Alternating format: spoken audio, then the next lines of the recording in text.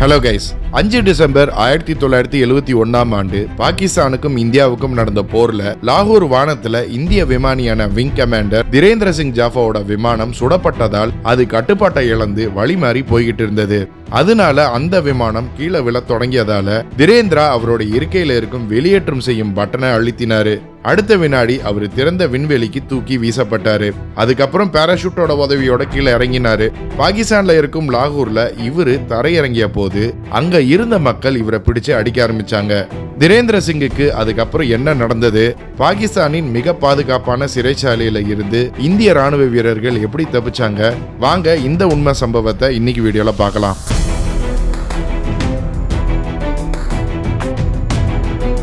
இந்த வீடியோ ரொம்பவே வியப்பாகவும் சுவாரஸ்யமாகவும் இருக்க போது. ஸோ தொடர்ந்து கடைசி வரைக்கும் பாருங்க.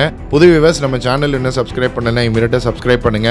பக்கத்திலே உள்ள பெல் ஐக்கனையும் பிரஸ் பண்ணுங்க. அப்பதான் நம்ம போடுற புது வீடியோஸ் உங்களுக்கு நோட்டிஃபை ஆகும்.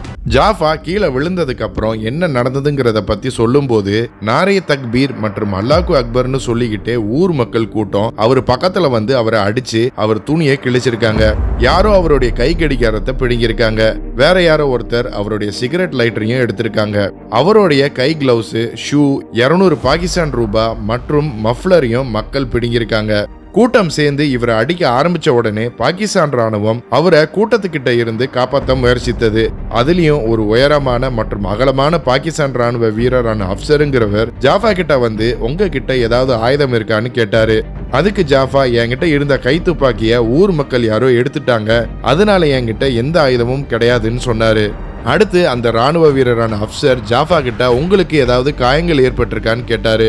அதுக்கு ஜாஃபா, என்னுடைய முதுகெலும்பு உடைஞ்ச மாதிரி இருக்கு, ஏன்னா என் உடலின் எந்த பாகத்தையும் என்னால அசைக்க முடியலன்னு சொன்னாரு. அந்த ராணுவ வீரர்கள் அவங்க பாஷையில ஏதோ பேசினாங்க. அதுக்கப்புறம் ஜாஃபாவை ஒரு டென்ட்டுக்கு கூட்டிட்டு போனாங்க. அதுக்கப்புறம் ஜாஃபாவோட இடுப்புல ஒரு கட்டை போட்டுட்டு அவரை பாகிஸ்தான் சிறைச்சாலையில அடைச்சாங்க. தினமும் ஜாஃபா கிட்ட பல கேள்விகள் கேட்கப்பட்டுச்சு.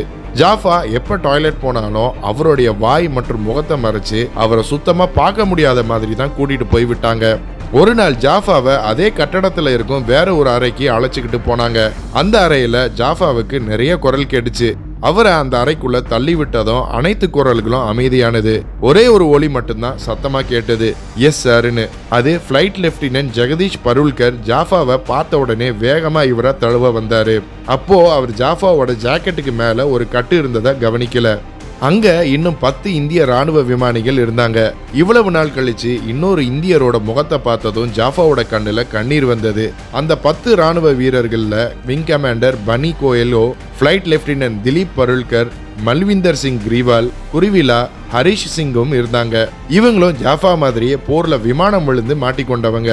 ஜாஃபாவை அந்த அறைக்குள்ள அனுப்பியதுக்கு அப்புறம் போர்க்கைதிகள் முகாம் பொறுப்பாளரான ஸ்குவாட்ரன் லீடர் உஸ்மான் அனீஃப் அந்த அறைக்குள்ள சிரிச்சபடியே வந்தாரு. அப்போ நம்ம இந்திய ராணுவ வீரர்களை பார்த்து உங்க எல்லாருக்கும் கிறிஸ்துமஸ் வாழ்த்துக்கள் சொல்ல வந்தேன்னு சொன்னாரு. அன்னைக்கு மாலை ஒரு மறக்க முடியாத மாலை நேரமாக இருந்தது. ஏன்னா அங்க அவ்வளவு கலகலப்பான பேச்சுவார்த்தைகள் நடந்துகிட்டு இருந்தது. இவங்களோட இருந்த தலைமை அதிகாரியான விங் கமாண்டர் பன்னி கோயலோ, நம்ம எல்லாரும் சேர்ந்து இறந்த நண்பர்களுக்கு அஞ்சலி செலுத்துவோம், அதுக்கப்புறம் நம்ம தேசிய கீதத்தை பாடுவோம்னு சொன்னாரு.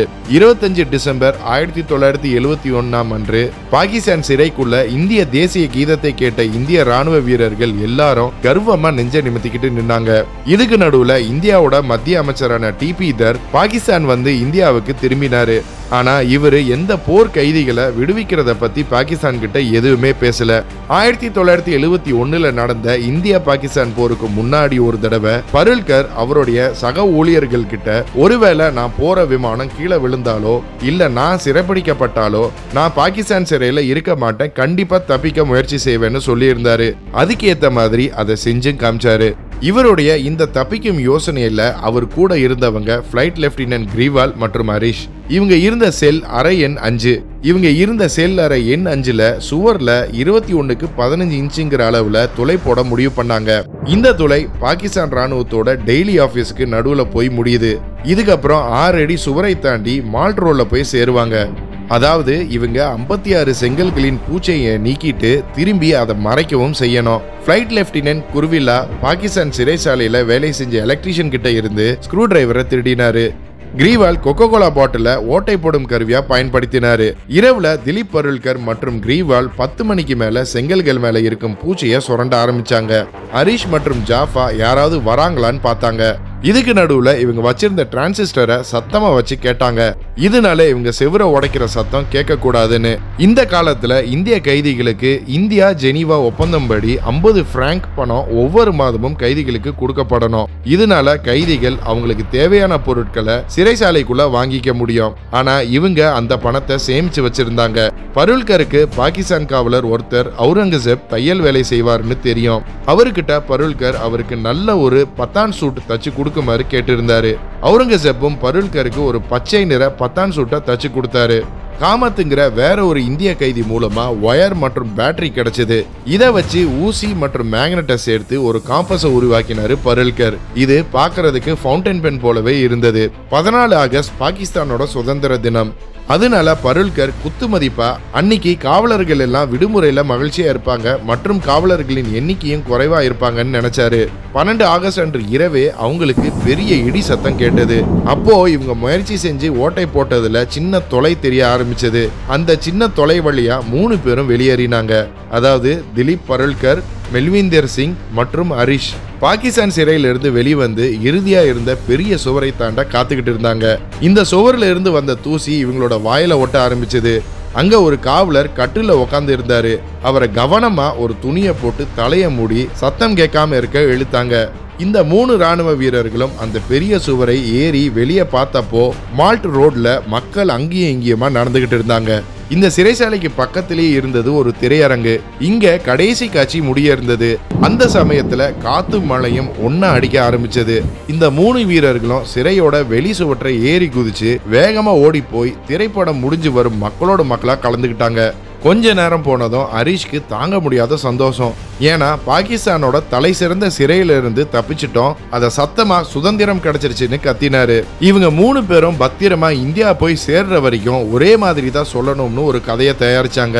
இவங்க 3 பேரும் கிறிஸ்துவர்கள்னு சொல்ல முடிவு பண்ணாங்க. ஏன்னா இவங்களுக்கு தொழுகை பண்ண தெரியாது மற்றும் கிறிஸ்துவ பள்ளியில படிச்சு தேசிய மாணவர் படையில வேலை செய்யும் போதும் கிறிஸ்துவர்கள் நடுவுல வாழ்ந்ததுனால இவங்களுக்கு கிறிஸ்துவ மதம் வழிபாடுகள் நல்லாவே தெரியும். திலீப் அவருடைய பேரை பிலிப்னும் கிரீவால் அவருடைய பேரை அலி அமீர்னும் மாத்திக்கிட்டாங்க. இவங்க 3 பேரும் கூட்டத்தை பொழந்துக்கிட்டு வேகமா நடந்து பேருந்து நிலையத்துக்கு போனாங்க. அங்க நின்னுகிட்டு இருந்த பேருந்து ஓட்டுநர் பெஷ்வார் பெஷ்வார்னு கூவிக்கிட்டு இருந்தாரு. பெஷ்வார் போகணுமான்னு கேட்டாரு. இவங்க 3 பேரும் ஆமான்னு சொல்லி அந்த பேருந்துல ஏறி உக்காந்து தப்பிச்சு போனாங்க.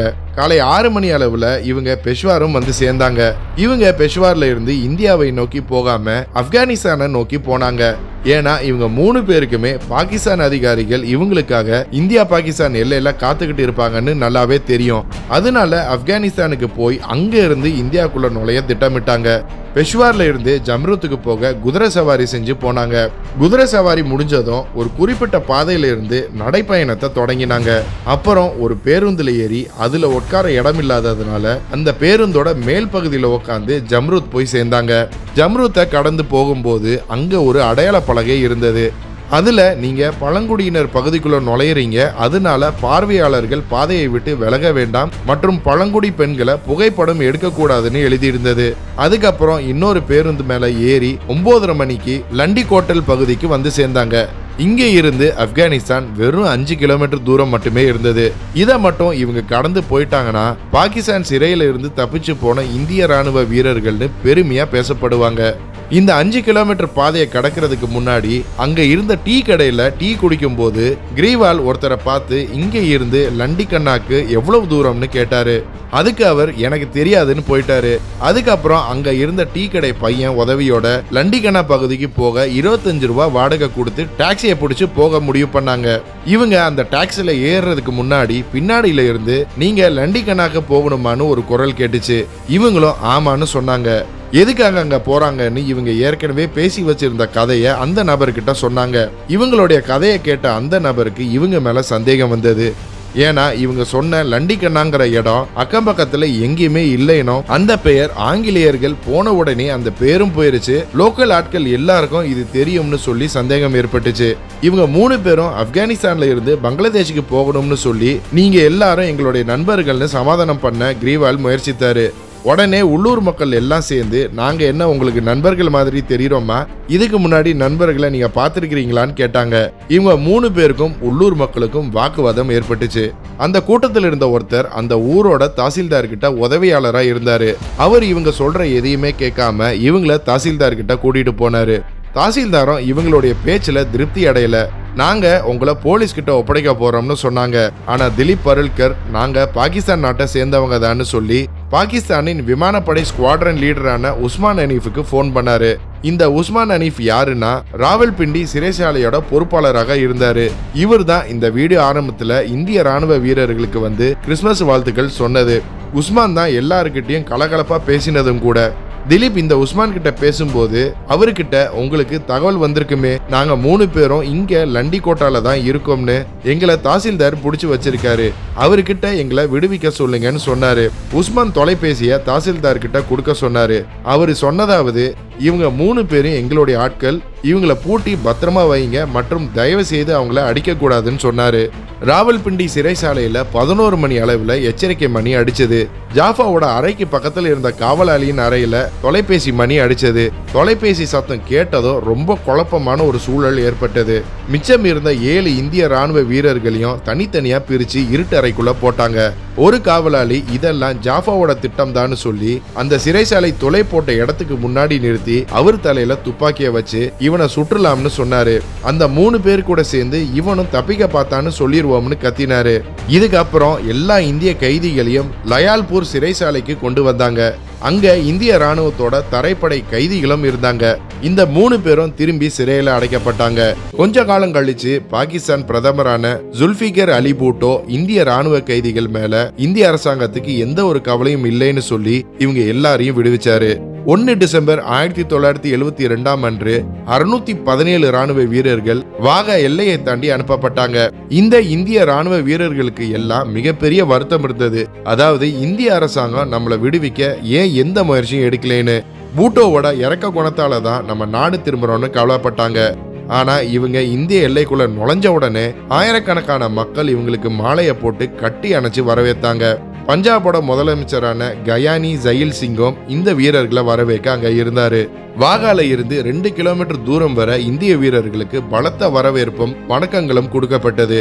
மக்களோட இவ்வளவு அன்பை பார்த்த இந்திய ராணுவ வீரர்களுக்கு இருந்த கோபம் மறைஞ்சு போனது.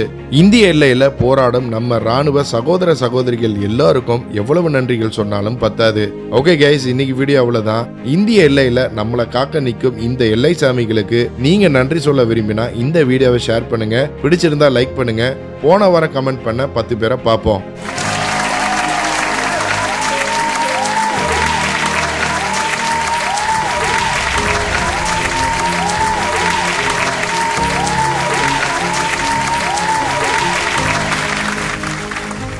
இன்னும் ஒரு இன்ட்ரெஸ்டிங்கான வீடியோவில் சந்திப்போம். மறக்காம நம்ம சேனலை சப்ஸ்கிரைப் பண்ணி உங்க ஆதரவு கொடுங்க. Until then, stay safe. Signing off. நன்றி.